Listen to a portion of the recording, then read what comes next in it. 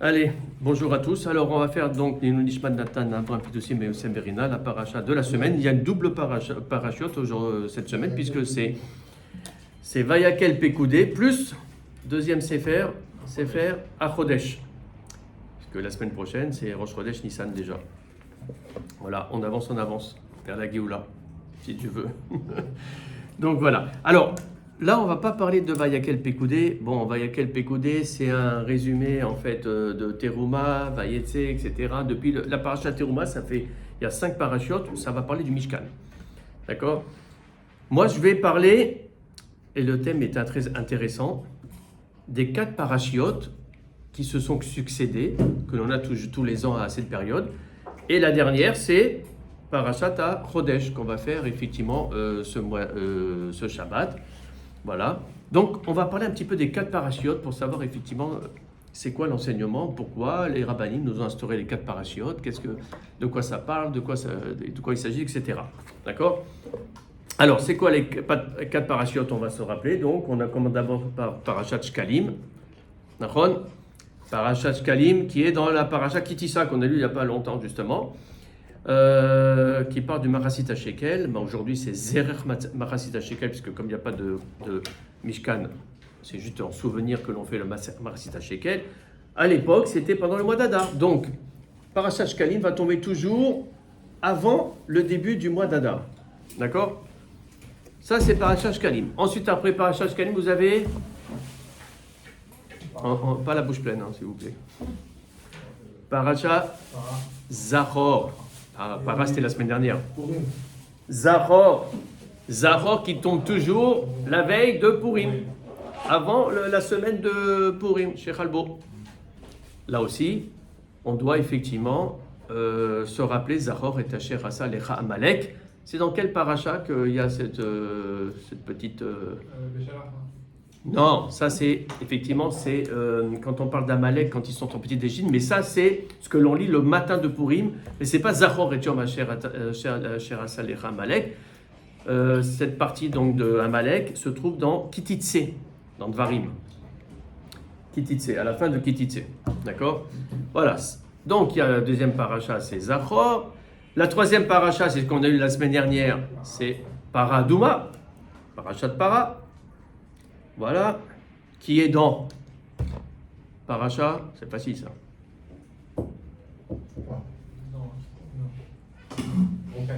Voilà, Choukat, parce que c'est un chok, c'est un décret, on ne comprend rien, la Paracha Douma, on ne comprend rien, donc c'est Paracha Choukat.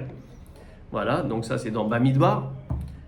Et puis, voilà ce qu'on va lire donc ce Shabbat-là. Après, il y a quelques pécoudés où on va finir le Sefer Shemot, puisque la semaine prochaine on attaque le Sefer Vayikra. Là, on va voir donc le deuxième Sefer qui va être sorti pour Parashat Chodesh, qui est dans la Parasha Vaera, juste après Shemot. Parasha Vaera, effectivement, où ça parle de Zachor. Non, là, c'est Parashat Chodesh, c'est Chodesh Hazel Lachem, Rosh Chodashim. C'était on avait fait, vous vous rappelez, dans cette Parasha-là, on avait fait le cours sur le calendrier. Voilà, parce que justement, ça parle du calendrier. Voilà. Alors là, ce n'est pas le sujet. Le sujet, c'est les 4 parachutes. On finit par Parashat Chodesh qui se reliera toujours avant Rosh Chodesh Nissan. Puisque effectivement, qu'est-ce qu'elle nous dit la Torah? Elle nous dit Zachor. Non, c'est Parashat Bo, excusez-moi, c'est Parashat Bo. Dans Parashat Bo, effectivement, il y a la Parashat Chodesh. Chodesh Hazelachem, Rosh Chodashim, c'est Parashat Bo. D'accord? Voilà, je ne dis pas de bêtises. Vaera et Bo. Ah non, après c'est Béchal Bo.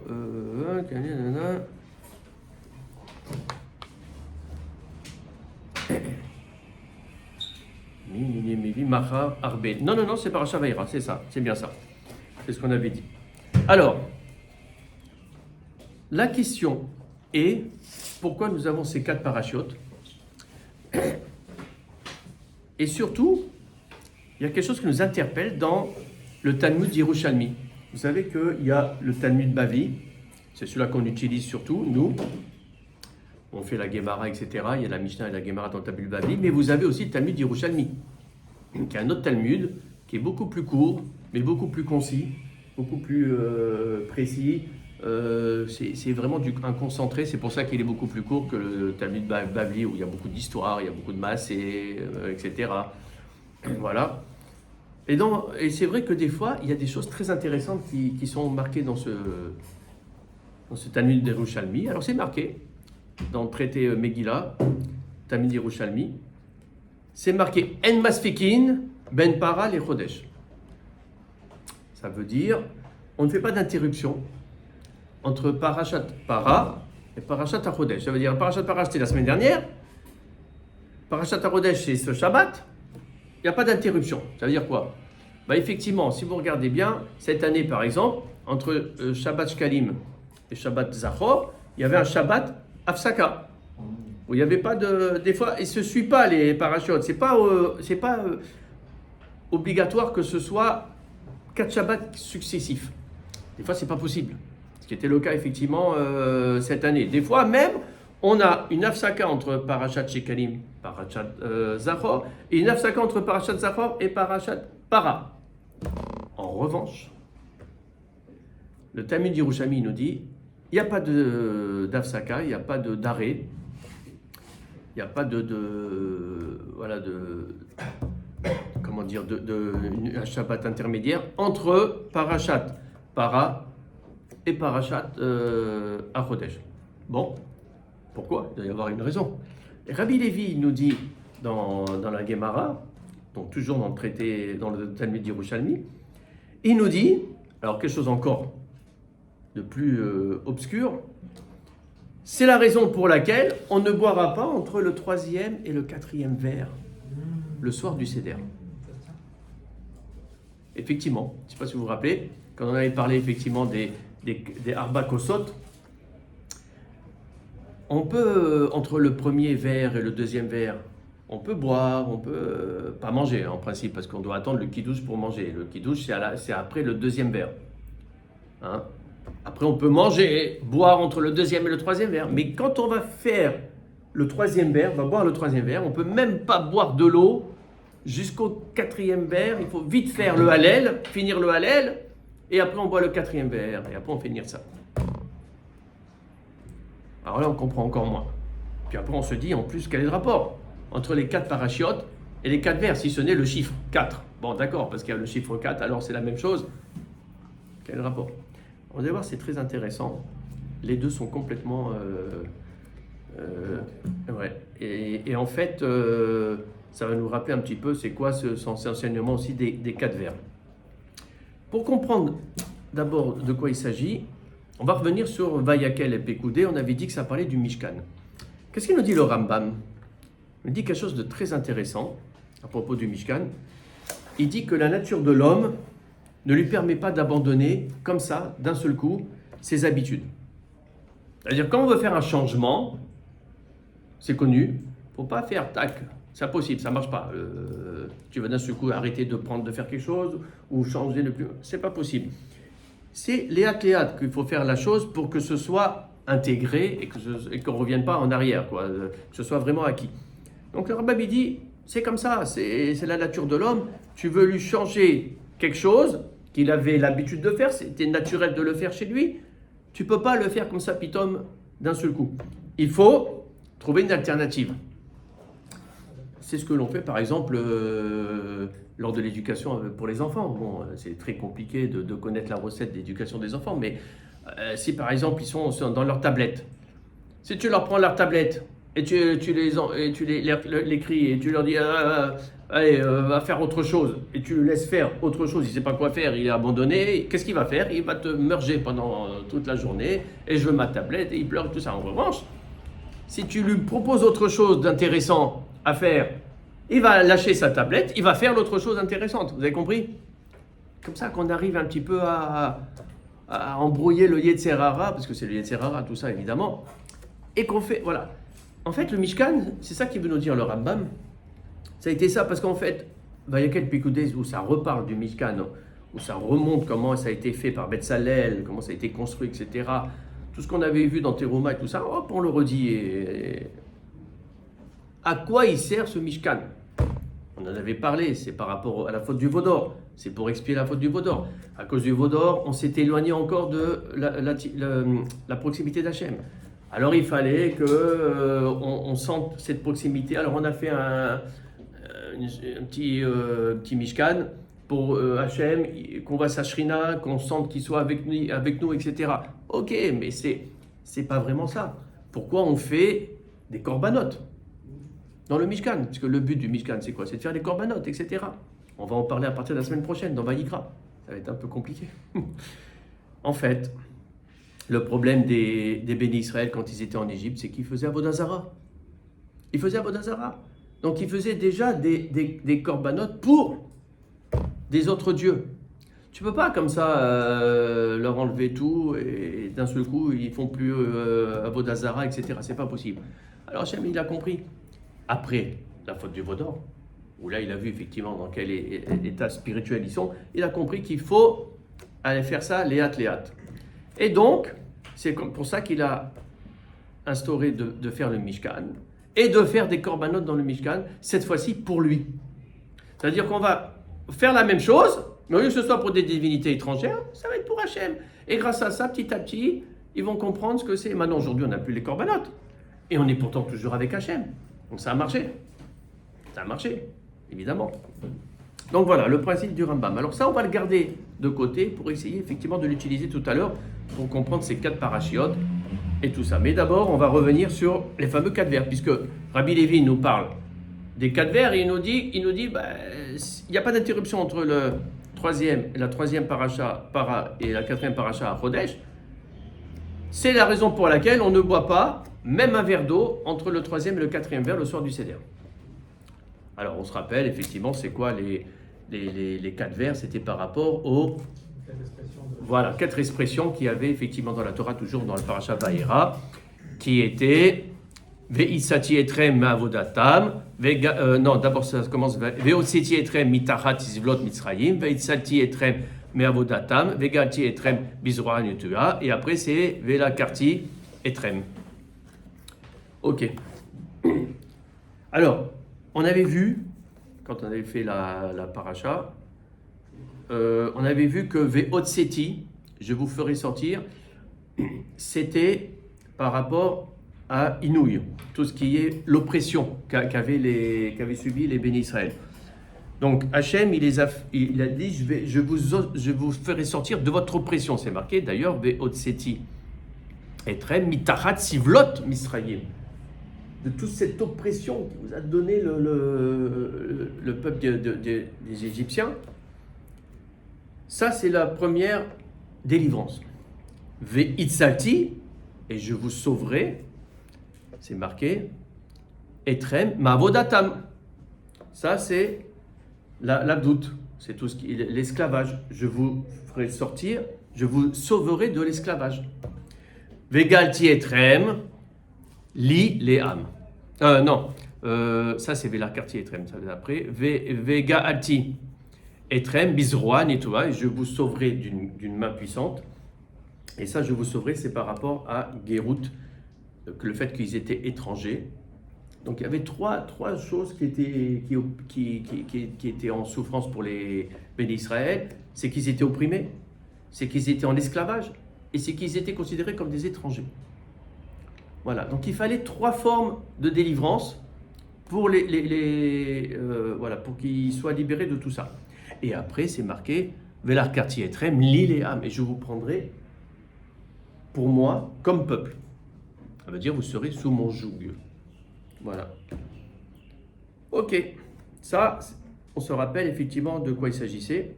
Alors ça correspond aux 4 vers. Les 4 vers, c'est ça, on avait dit, on avait expliqué, les 4 vers c'était quoi? C'est pour se rappeler des 4 expressions qu'il y avait écrites dans la Torah. Donc ça veut dire les 3 formes de délivrance, et après, Velarkarti etrem qui est à part, qui est après les 3 formes de délivrance, hop, on est sous le joug d'Hachem. Alors en fait, c'est quoi ces 3 formes de délivrance? Il faut savoir que, comme il a dit le Rambam, on ne peut pas enlever les habitudes comme ça. Si d'un seul coup tu leur enlèves leur oppression, tu leur enlèves leur esclavage, tu leur enlèves le fait qu'ils étaient étrangers, donc là ils redeviennent une personne intègre vis-à-vis des autres. Il n'y a pas de différence. Ils sont complètement dénudés, spirituellement, physiquement évidemment, mais spirituellement aussi. Ils sont complètement perdus. On avait parlé de ça. Le peuple Israël, si on a ce processus-là, se retrouve complètement perdu, paumé et tout. C'est pas où aller, dans quelle direction aller. C'est pour ça que tout de suite c'est marqué Vela Kati Etrem Lileam, et je vous prendrai comme peuple pour moi. Parce que tout de suite il faut donner une direction, et tout de suite il faut qu'ils sachent où ils vont aller, pour effectivement qu'ils n'aillent pas n'importe où, parce que sinon ça peut être mauvais pour eux. Donc c'était ça, en fait, ils étaient complètement dénudés au niveau du plan spirituel. Et donc aussi, c'est par rapport aussi au Yetzer Hara, parce qu'en fait, si on regarde bien, ce travail-là des 3 délivrances, c'est pas juste contre les Égyptiens, c'est par rapport aussi à ces mauvaises midotes, parce qu'évidemment, la galoute en Mithraïm, comme la galoute que l'on a aujourd'hui d'Édom, malheureusement, elle nous fait retenir des mauvaises midotes, automatiquement. On n'est pas dans le bon chemin. Le fait qu'on soit comme ça dans cet exil, on s'imprègne de mauvaises choses. Et ça, il faut se nettoyer tout ça. Il faut se nettoyer son... On avait dit Zahor et Asherasa, Lecha Amalek, c'est l'Amalek, c'est l'Amalek intérieur, c'est le Yetzer Hara. Alors ça correspond à quoi? Enouille de Veotseti, l'oppression, par rapport au Yetzer Hara, on est dans la spiritualité là, intérieure, ça va être tous les sévices, tout ce qui est abomination, tout ce qui est vraiment abomination pour Hachem, qui salit l'âme, qui fait que l'âme elle est en détresse. Toutes ces abominations, évidemment, quand on est en galoute, quand ils étaient en Égypte, ils s'étaient imprégnés des abominations des Égyptiens. On s'imprègne des abominations d'Édom, de Esav, de l'Occident. On essaye de faire une séparation, de s'éloigner, parce que l'on est kadosh par rapport à eux. Et c'est compliqué, c'est dur. Et ça, c'est un travail. Et donc là, il a fallu nettoyer ça, au niveau intérieur, au niveau de son Yetzer Hara. Et ça, c'était Ve'otseti, Etrem. Je vous ferai sortir toutes ces abominations que vous avez en vous. Ça, c'est la première. Ensuite, l'esclavage, Ve'itsalti. Ça, c'est quoi l'esclavage aujourd'hui? De son Yetzer Hara, c'est quoi l'esclavage? C'est tout ce qui est le travail, la servitude, tout ce que... On est esclave de notre travail. On est esclave de notre travail. Et à cause de ça, on s'éloigne d'Hachem. Il faut le savoir. Donc c'est pour ça que c'est bien là, Baruch Hashem, ce que l'on fait un peu de Torah, justement au milieu de notre travail, pendant l'Afsaka. Hachem, ça vaut, on marque des points là, Baruch Hashem. Bon, on ne fait pas ça pour marquer des points, mais au moins, on garde ce kécher un peu avec Hachem, même dans notre matérialité. Et la chose la plus matérielle, c'est bien sûr le travail. On n'a pas le choix, on doit travailler, effectivement. Une fois. Alors, le top, alors on se dit, alors voilà, on doit travailler. Ok, mais alors il ne faut pas que ça devienne un esclavage. Il y en a, c'est toute leur vie, le travail. Là, non, c'est pas bon. Là, on n'est pas bien. Il faut faire juste ce qu'il faut pour nourrir sa famille, pour ses besoins matériels qu'on a besoin, d'accord? Mais surtout, on en profite. Allez, puisqu'on doit travailler, qu'on doit être dans ce matériel, alors qu'on le fasse honnêtement. Et si on le fait honnêtement, on marque des points. Et là, ça devient plus une kedusha que du matériel, vous voyez? Tout ça, c'est un travail, c'est le deuxième, c'est Ve'itsalti. Et je vous aiderai. Hachem, il va nous aider à faire ce travail contre notre Yetzer Hara pour qu'on ne soit pas esclave de notre travail, de l'argent, de tout ça. Parce que celui-là qui aime l'argent, il est foutu. Il est foutu, parce que il est obligé de travailler. Il est obligé, parce qu'il a des envies. Il veut s'acheter la belle voiture, il veut s'acheter la belle montre, il veut s'acheter le truc. Là. Donc, il est obligé de travailler. Il devient esclave. C'est ça, aujourd'hui, notre esclavage, aujourd'hui, dans le monde actuel, dans notre galoute. C'est ça, surtout Édom, où ça brille, il nous montre toutes les belles choses. On voit que ça, on est attiré. Donc voilà, ça c'est, il faut savoir que c'est une stratégie du Yetzer Hara qui est très forte. Ça. Il a compris que ça, on va tomber dedans. À nous de faire attention. Pharaon, qu'est-ce qu'il a fait? Il a fait ça. Quand il a vu qu'ils étaient très forts, le peuple, les bénis Israël, qui se multipliaient beaucoup, alors il a dit, bah, là, qu'est-ce qu'on va faire? On va leur augmenter le travail et tout ça, comme ça ils pourront plus grandir de cette manière. Automatiquement, c'est de l'esclavage. Et enfin, le troisième correspondant avec Vega Alti, je vous sauverai. Donc là, c'est par rapport à Gérout, on avait dit, être étranger. Alors là, c'est quoi? C'est quand on est, ça s'appelle l'alignation, c'est quand on est étranger vis-à-vis de sa propre personne. C'est-à-dire, on est tellement loin spirituellement que même nous-mêmes, physiquement, on s'éloigne de nous-mêmes. C'est un truc incroyable. Le Yetzer Hara est très fort. Et ça, c'est Gérout. Vous voyez, c'est pas qu'on est étranger en Égypte ou en Galoute, c'est que même nous, on est devenu étranger par rapport à notre âme. Notre âme, c'est fini, on la connaît plus, elle est étrangère. C'est fini, c'est que des passions physiques que l'on veut et tout ce qui est spirituel, on s'en fout. Voilà, donc c'est ça ce travail des trois expressions. Alors à partir de là, si on fait tout ce travail-là, oui, il faut une direction, parce que sinon après, on est perdu. On est vide spirituellement, on est vide à tous les niveaux. C'est pour ça qu'après c'est marqué Velakarti et Trem. Vous avez compris? Alors c'est la raison pour laquelle, entre le 3e vers et le 4e vers, on ne doit même pas boire de l'eau, parce que, une fois qu'on a fait les 3 délivrances, aussi bien physique que spirituelle, aussi bien extérieure qu'intérieure, on l'a vu, il faut vite faire Velakarti. Il faut vite montrer que on va dans la direction d'Hachem, on se rapproche d'Hachem, on est sous le joug de la Torah et d'Hachem. Et c'est pour ça que, comme le 4e vers représente ça, une fois que tu as fait les 3 vers c'est les 3 différentes délivrances. Entre les 3 vers, tu peux boire, c'est pas de problème, ok, machin. Mais entre le 3e et le 4e, non, parce que tout de suite, tu dois vite faire Velakarti. C'est ça le sens. Alors maintenant, les parachutes. Quel est le rapport? Ces 4 parachutes, quel est le rapport avec les 4 vers? Alors, il faut savoir que, on a exactement la même chose, c'est-à-dire les 3 premières parachutes, ça va être par rapport à une délivrance de quelque chose, un travail qu'on va faire. Et la 4e paracha, c'est-à-dire celle qu'on va faire la Shabbat HaChodesh, elle, c'est comme Velakarti. C'est la même chose. C'est-à-dire le joug d'Hachem. Alors, on va voir pourquoi. Première paracha, c'était Shkalim, on a dit. Shkalim, Machasit HaShekel. Alors, il faut savoir que les 3 parachutes, elles vont permettre de nous débarrasser de 3 défauts majeurs, de 3 midotes mauvaises que l'on a. Il y a tout un travail que l'on doit faire avant Pessah. Et notamment celui-là. C'est pour ça que c'est juste avant Pessah, tout ça. Parashat Shkalim, c'est Marasit HaShekel. Mais Shekel à Kodesh, c'est marqué. Et c'est marqué Esrim Gera. Marqué comme ça dans Kitissa. Ça veut dire qu'on va utiliser, chacun va donner un Marasit HaShekel, moitié d'un Shekel, du Shekel à Kodesh.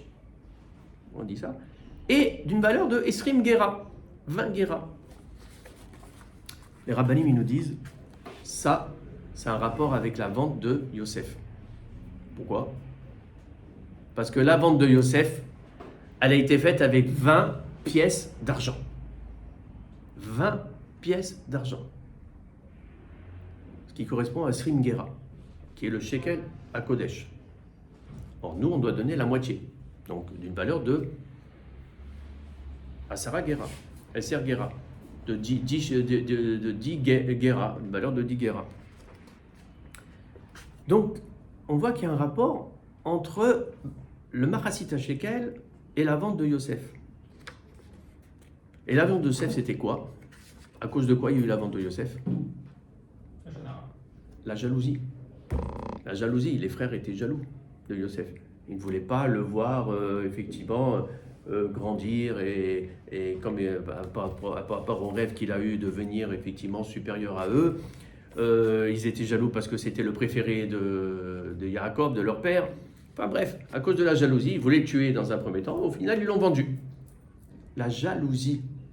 Le Mahasit HaSheken nous dit les sages, il va nous permettre d'expier cette mida qui est la jalousie, qui est une très mauvaise mida. D'accord?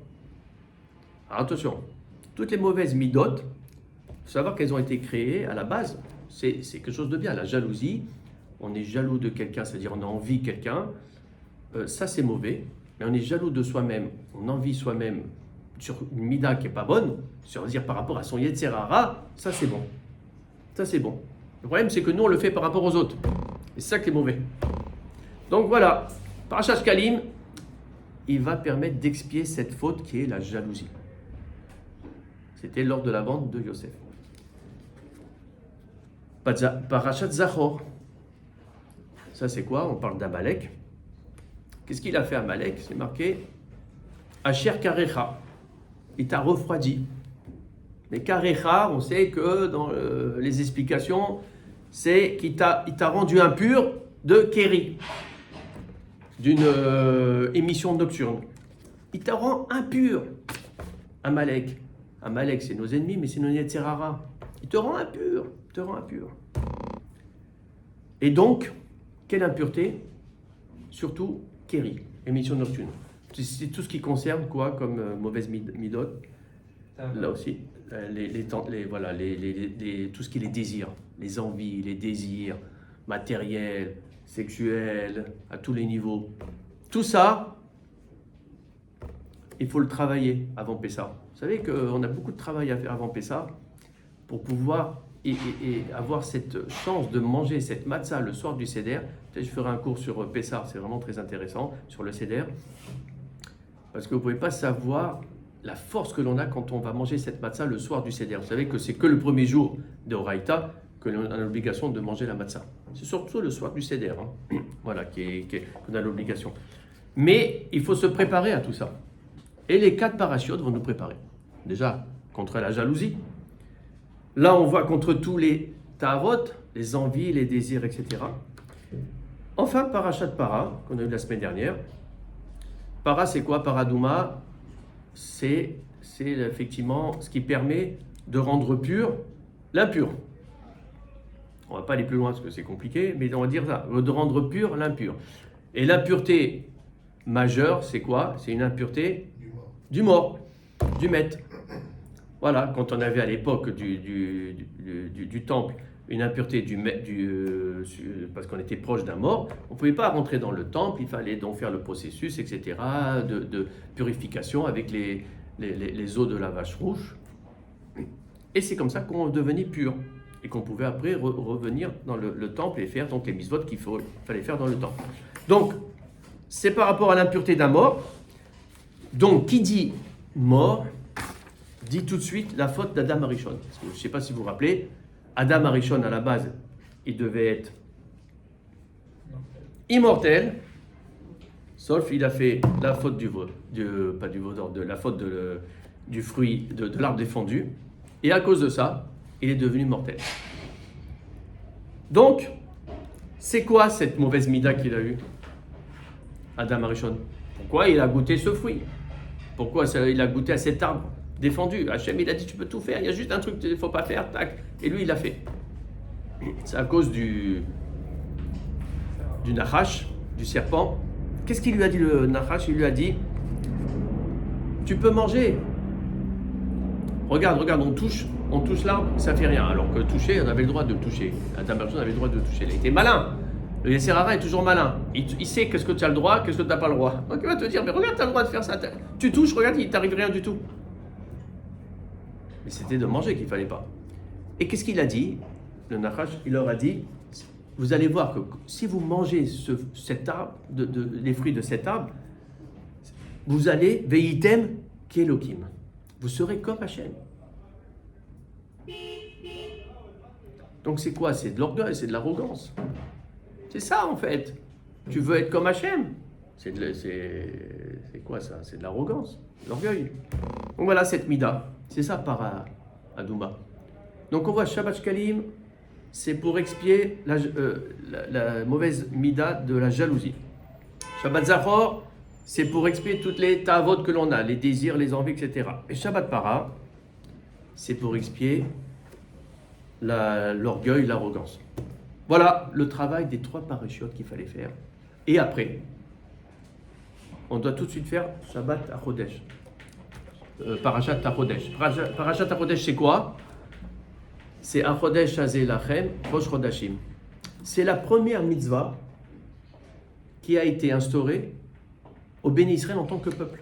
Il y a eu des mitzvot avant, c'est vrai, mais c'était individuel. La Brit Mila, c'était Abraham qui l'a reçu, etc. Mais en tant que peuple, puisque le peuple, il venait à peine d'être formé, il sort d'Égypte, première mitzvah avant de sortir, c'est la mitzvah de ce mois-ci, le mois de Nissan sera le premier des mois. Et à partir de là, on sait qu'il y a eu tout le calendrier qui a été formé. On a fait le cours lors de la parashat Vaïra, qui était très intéressant.